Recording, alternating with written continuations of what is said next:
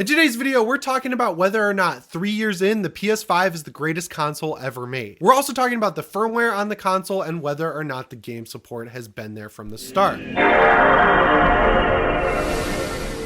How's it going, everyone? As always, my name is Jimmy Champagne, and this is not my horror channel. This is PSReady, so I should do the normal intro, which is, how's it going, everyone? Welcome to PSReady. In today's video, we are taking a look at the PlayStation 5 3 years in. If you've been watching the channel for a while, you know I'm a huge fan of PlayStation. Ever since my grandpa took me to Best Buy and got me a PSP with Tony Hawk's Underground 2, I was absolutely hooked on the PlayStation ecosystem. Ironically, I know because you can play the Tony Hawk games on Xbox or whatever. It doesn't matter. I had Tony Hawk's Underground 2 on PSP and I loved it. I got the PS2 later on from my friend Matt. He gave me one, and then I got a PS3 for Christmas one year. I saved up all of my lawn mowing money from the summer, and that was like half of a PS3, and then I got just over the required money to need one for the PS3 that Christmas. It was awesome. I got a ton of great games with it, and then I got the PS4 day one when I was a junior in college, and of course I got the PS5 day one when I was editing for Austin Evans, and then I started this channel, and yeah, the console is really good. There's of course a few points I can criticize, but overall I would consider it my favorite PlayStation console yet. All right, so I'm breaking this video down into 3 sections: hardware, software, and games. We'll get right into it with hardware. We're 3 years into the PS5 console, and honestly, I could not be more impressed with the durability and overall construction of this machine. Now, I'll be honest, when it was announced, I wasn't too impressed with the way it looked. Obviously, it's huge. Having the 2 fins on either side of it looks a little weird. The fact that it only came in white was kind of annoying. The list kind of went on and on in terms of aesthetic. But once that engineer took apart the console and showed us that giant fan in it, and then took it apart even further, and we saw the massive heatsink on the motherboard, it was very clear that Sony did not want to repeat the mistakes of the past when it came to the PS3 and PS4. Because if you didn't know, during the PS3 generation, while the Xbox 360 definitely had the most press about the red rings of death, they had the same issue on the PlayStation 3, which was due to overheating, and that was the yellow light of death. And on the PS4, the fan would get clogged up and that console would overheat, and on the PS4 Pro, it would also overheat and break the disk drive. So Sony said, screw it, we're going to make a bigger console because the SSD is going to be running hot, the SoC is going to be running hot, let's just overkill cool this thing. They put a huge fan in it and put a huge heatsink in it. Of course, as time went on, they've reduced the size of the heatsink, but the one thing that has remained is that fan. So you can kind of forgive Sony for making a console that's absolutely massive because it paid dividends. This video is sponsored by War Thunder. Do you want access to over 2,000 planes, tanks, helicopters, and ships? Well, today's video partner, War Thunder, has all of that and more. This is the most comprehensive vehicle combat game ever, and every vehicle in it is extremely detailed all the way down to its individual parts. And the best part is you can play it right now on Xbox, PC, and of course PlayStation. The vehicles in this game span a time period ranging from 1920 all the way up until today. They're realistic and they provide the best experience for tactical PvP battles at all levels. And it's super cool that you can apply hundreds of camouflages and historical markings pretty much wherever you want on your vehicles. And you can even use 3D decorators like bushes to add to the realism experience. And boy, does this game look good. Not only does it run in 4K, but it also has incredible sound that'll blow you away. And you know I'm a sucker for detailed damage in games. And you don't gotta worry about buying any expensive hardware because the game's built-in mouse aim works flawlessly. All new players, as well as players who haven't played for more than 6 months, can claim a large bonus pack that includes multiple premium vehicles, a premium account, exclusive 3D vehicle decorator, and much more. Just use my link down in the description. Use that link to download War Thunder today on your PC, PlayStation, or Xbox, right? Like my launch PS5 is running exactly as cool and quiet as it was the day I got it. Of course, there were a couple overheating issues that have cropped up, like in Final Fantasy 16, people's consoles were crashing because that game was pushing the console to its limit. Of course, Square Enix ended up patching that part of the game to make it run a little bit cooler, but that wasn't super exciting. And then at EVO, the consoles that were running all day with fighting games, when people would pull the USB cord out of the USB port on the front, sometimes they were pulling out the whole port itself because the console was getting so hot. But outside of those isolated incidents, we haven't really heard of any mass overheating or issues in terms of anything with the hardware. And I think that goes to show that this extra effort Sony put into making sure that the console was cool enough really paid off. Also, Sony has released tons of plates for the console, and you can get them in pretty much any color you want. They've done special edition ones too with the Spider-Man 2 edition, and overall I think it looks really cool when you swap out the plates. Mine has black black plates. I think it looks so much better in black than white, but other people might disagree. So it is cool that Sony gives you the option to swap out the different plates and make the console yours. They've also done a good job with the DualSense, not only giving us a Pro controller with the DualSense Edge. My criticisms of that thing are obviously that it's a little expensive for what it is. It's a lot more plastic than metal. It is heavier than the regular DualSense and does feel like it's a lot sturdier. And I think it's cool that you're able to swap out the stick modules if you ever get stick drift, but you know, it is plastic overall, and the battery life really suffers because it's a lot smaller physically than the one in the regular DualSense. And it's really hard to make a more durable feeling DualSense, because if you have any of the special editions like the Midnight Black one or the God of War one, the Harry Potter one, any of them, you know that the DualSense is pretty much the most durable controller Sony's ever made. And that's kind of shocking considering all of the tech that's in it, from the haptics to the adaptive triggers. And as someone who plays a lot on their PlayStation 5 and uses the DualSense on PC, I think the feature that was kind of oversold the most was definitely the adaptive triggers. It's really cool when games use it, like Returnal and Ratchet & Clank Rift Apart, but when the two examples I can give are games from the first year or so of the console's life cycle, that's a problem, right? Like even Spider-Man Remastered and Miles Morales, which Miles Morales was a launch title for the console, that barely uses the triggers, and those suck battery life. So in the future, I think I could definitely lose the adaptive triggers, because as we've seen on PC, all the games that have come from the PS5 to PC that had, you know, these exclusive features like the adaptive triggers have been able to find ways around it. And honestly, I was kind of shocked that Ratchet & Clank Rift Apart was able to do that. But overall, the regular DualSense, the one that comes with the console, I think is absolutely phenomenal. It's probably my favorite PlayStation controller ever, and unlike the DualShock 4, it's bigger, it fits into my hands better, and it's one that I can comfortably use for extended periods of time.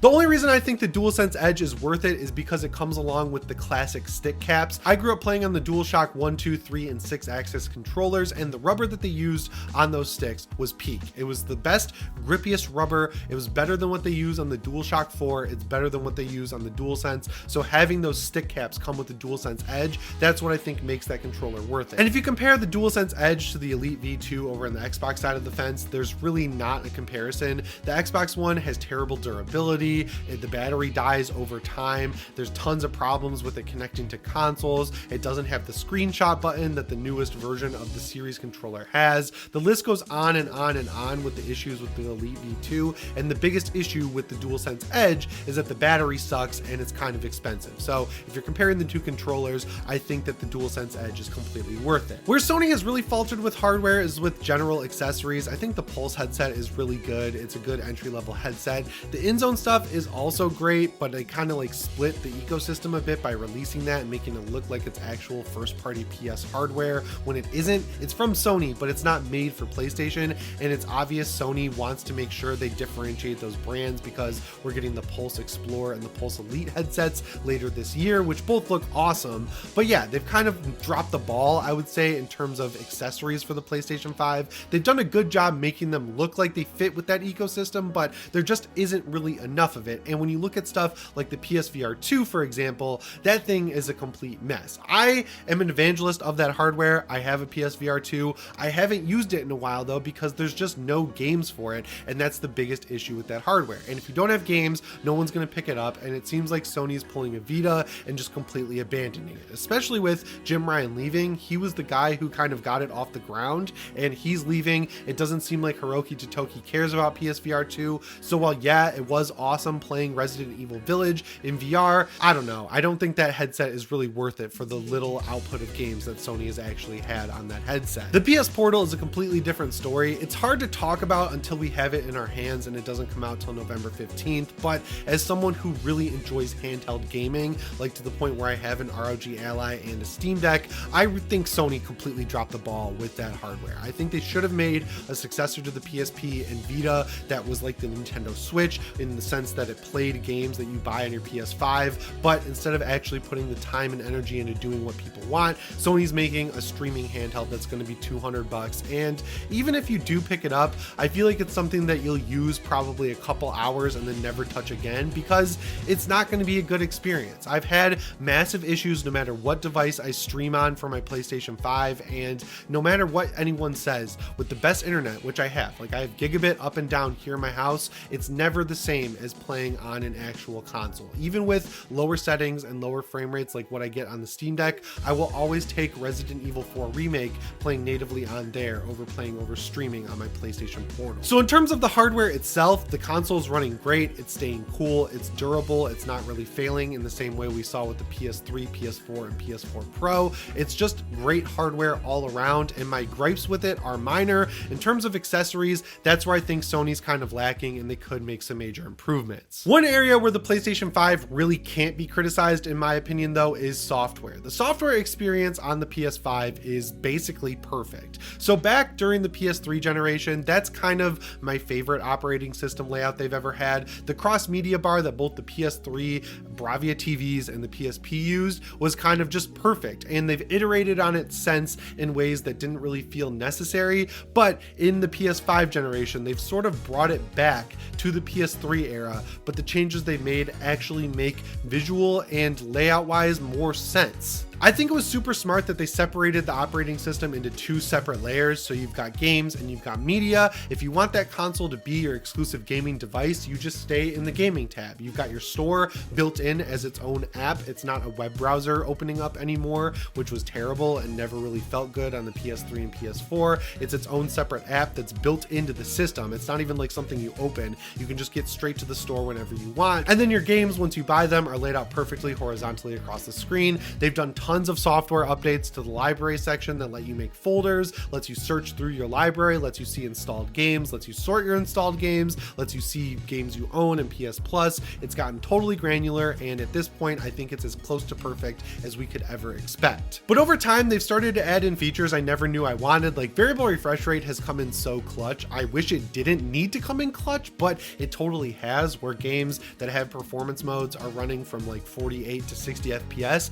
VRR doesn't totally eliminate the stutter and the frame drops, like you can still see it, but it smooths it out to a point where I think it's acceptable, and that's good. They've also increased the storage capacity in terms of like how big of an SSD you can put into the console multiple times. I think they increased it from 2 terabytes to 4, and now they go all the way up to 8 terabytes of expandable storage. Every time I'm sort of like, why would I need that much storage? Because it's so prohibitively expensive to buy these drives. But as time has gone on, the prices on these drives has fallen pretty quickly. So I feel like by this time next year, it will be feasible to buy an 8 terabyte SSD for your PlayStation 5, and that's cool. Xbox has the expandable storage card, which is cool. It's nostalgic to have an expansion pack that you can plug into the back of your console. All of that is great, but it's expensive, right? Like it's $250 for an extra terabyte of storage, which is absolutely insane. And the reason the prices have stayed so high is because up until recently, there was only one company, Seagate, making these expansion cards. Now there's a WD Black one, but even with that,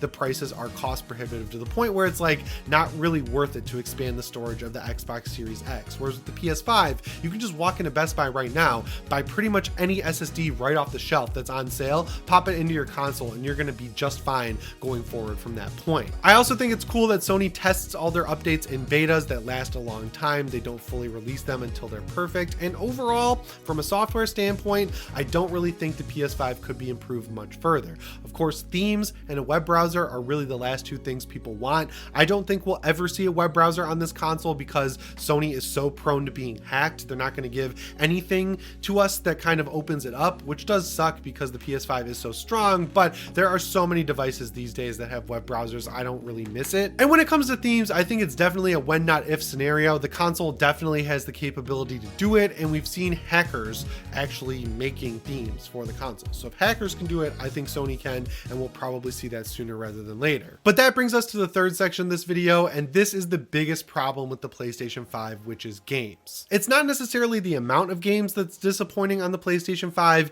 it's the lack of actual PlayStation 5 games. We are 3 years into this ecosystem, and the list of games that are exclusive to the PlayStation 5 is very small. We're talking stuff like Returnal that needs the SSD and it needs the adaptive triggers. Ratchet & Clank Rift Apart uses the adaptive triggers and the SSD super effectively as well, but But then there's bigger games like Horizon Forbidden West, God of War Ragnarok, Gran Turismo 7 that are all available on last gen systems. Even my favorite game of the year, Resident Evil 4 Remake, that's available on last gen systems, and the only games that were next gen only from third parties like Jedi Survivor, for example, that game is being backported to the PlayStation 4 and Xbox One. We do have games like Final Fantasy 16, which really do seem to push the console to its limits, but when you look at that game, I feel like with more development time, they could have not only ported it to PS4, but also given it a 60 FPS mode that actually worked. And when you see all of these games coming out that feel and look like last gen games,